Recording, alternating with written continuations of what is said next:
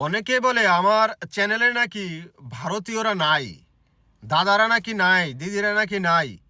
আজকে কে জিতবে, ভারত নাকি ওয়েস্ট ইন্ডিজ? আপনাদের কমেন্ট আশা করছি। আর ভারতীয় সাপোর্টারদেরকে আমি একটু দেখতে চাই, কারা কারা ভারত থেকে আমাকে দেখেন, আমাকে ভালোবাসেন। যারা ভারত থেকে দেখছেন কমেন্ট বক্সে সবার ভারত কমেন্ট দেখতে চাই। আজকের এই দিনটা ভারতের জন্য শুধুমাত্র একটা ম্যাচ না, ইডেন গার্ডেনে অনুষ্ঠিত হতে যাওয়া ভারত বনাম ওয়েস্ট ইন্ডিজের এই ম্যাচ যে হারবে বিশ্বকাপ থেকে বিদায় নেবে। আপনি কি প্রস্তুত?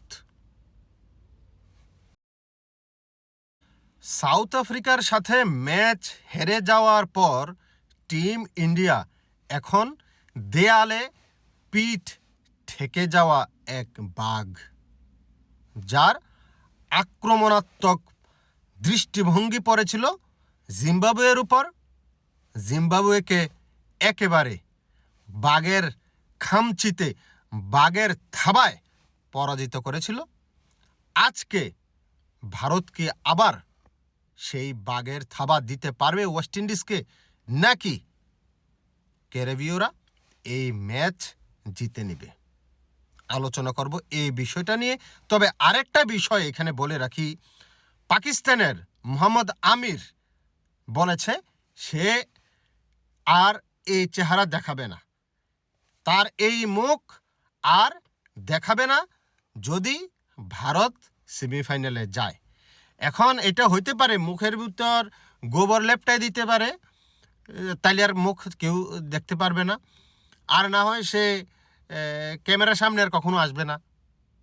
কোনটা হয় কি জানি, সংসারে তো তার মন নাই, আফসোস দেওয়ান হইয়া হইতাছে। এনিওয়ে, সাদাকে সাদা কালোকে কালো বলিব, সাদাকে কালো কালোকে সাদা বলিতে পারিব না, আর আইসক্রিম ব্যতীত কারো পা চাটিতে পারিব না। Hello viewers, it's me Rony bro, welcome to another new video. কথা বলছিলাম ভারত বনাম ওয়েস্ট ইন্ডিজের ম্যাচ নিয়ে, যা কিছুক্ষণ পরে শুরু হতে যাচ্ছে। তার আগে বলে নেই, আপনি যদি সাদাকে সাদা কালোকে কালো বলতে চান, শুনতে চান, সত্যের সাথে থাকতে চান, তাহলে শুধুমাত্র ভিডিওতে লাইক দিলে হবে না ভাই। আমাদের দল সত্যের পথ, সত্যের দল ভারী করতে হবে। ভারী করতে হলে চ্যানেলটাকে সাবস্ক্রাইব করতে হবে। ফেসবুক থেকে দেখে থাকলে লাইক কিংবা পেজে ফলো দিয়ে পাশে থাকতে হবে। শুধুমাত্র ভিডিওতে লাইক কমেন্ট শেয়ার করলে হবে না। এনিওয়ে, কথা বলছিলাম ভারত বনাম ওয়েস্ট ইন্ডিজের ম্যাচ নিয়ে।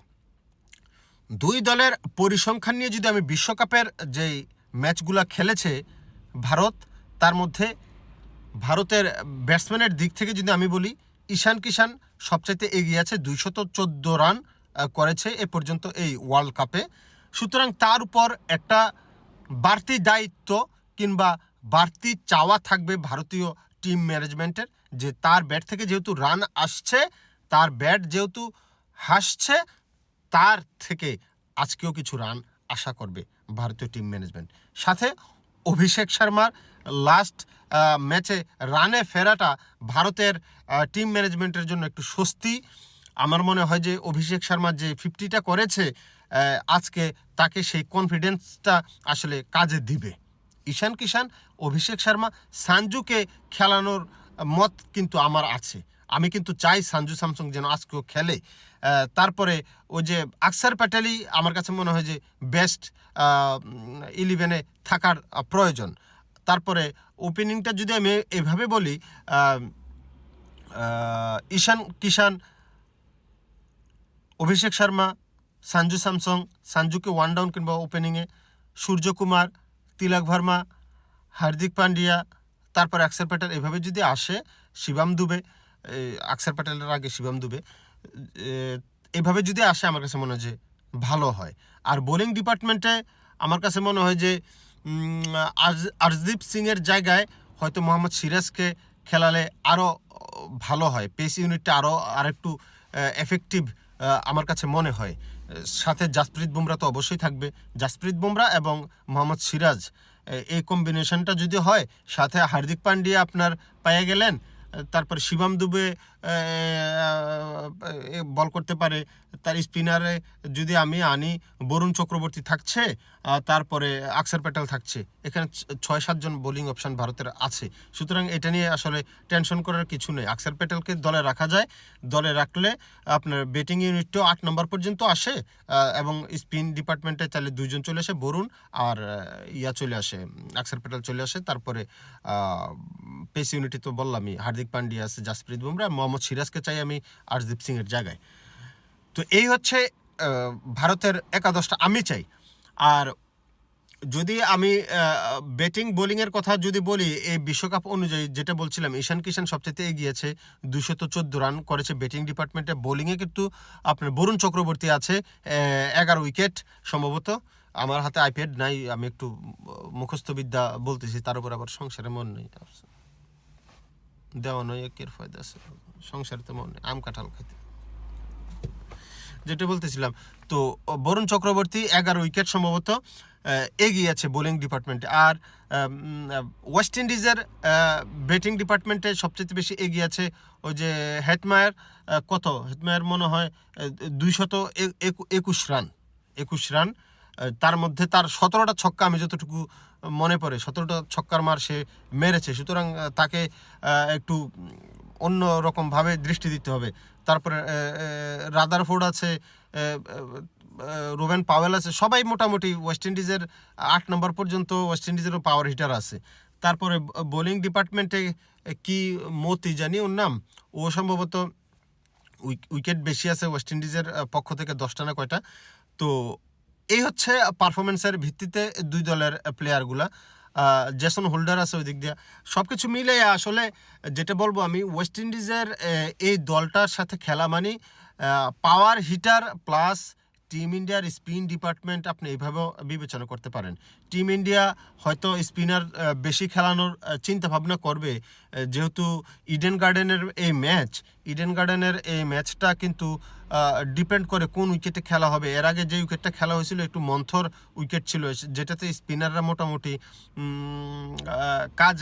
কাজে দিচ্ছিল। তো আজকে কোন পিচে খেলা হচ্ছে সেটার উপর ডিপেন্ড করে আমার কাছে মনে হয় যে বোলিং ডিপার্টমেন্টটা ওইভাবে সাজানো উচিত। এনিওয়ে দেখা যাক কি হয়। আর ভিডিও শেষে আরেকটা কথা বলতে চাই, ওই যে পাকিস্তানের মোহাম্মদ আমির, সে অলরেডি পাকিস্তানে বাবা হিসাবে পরিচিতি লাভ করেছে। অনেকে বলছে যে বাবা বাবা কিছু একটা বলেন, সে যেটা বলে সেটাই হয়ে যায়। এ পর্যন্ত যা বলে আসছে মোটামুটি সেটাই হয়ে গেছে। তো সে একটা ভবিষ্যৎবাণী করেছে ভারতকে নিয়ে সে বলেছে যে ভারত সেমিফাইনালে যাবে না, ভারত সেমিফাইনালে কোনোভাবেই যাবে না, ভারত গেলে তার চেহারা নাকি সে আর দেখাবে না। এখন চেহারার দোষ কি?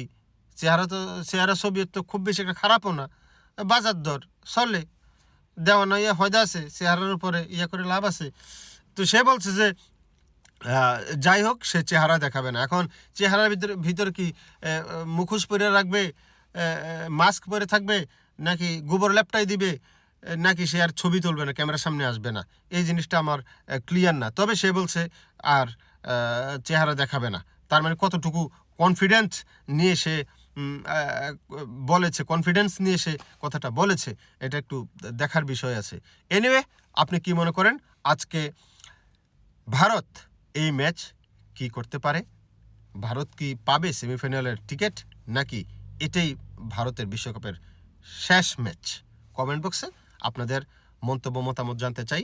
আপনি কাকে দেখছেন বিশ্বকাপের সেমিফাইনালে, ওয়েস্ট ইন্ডিজ নাকি ভারত?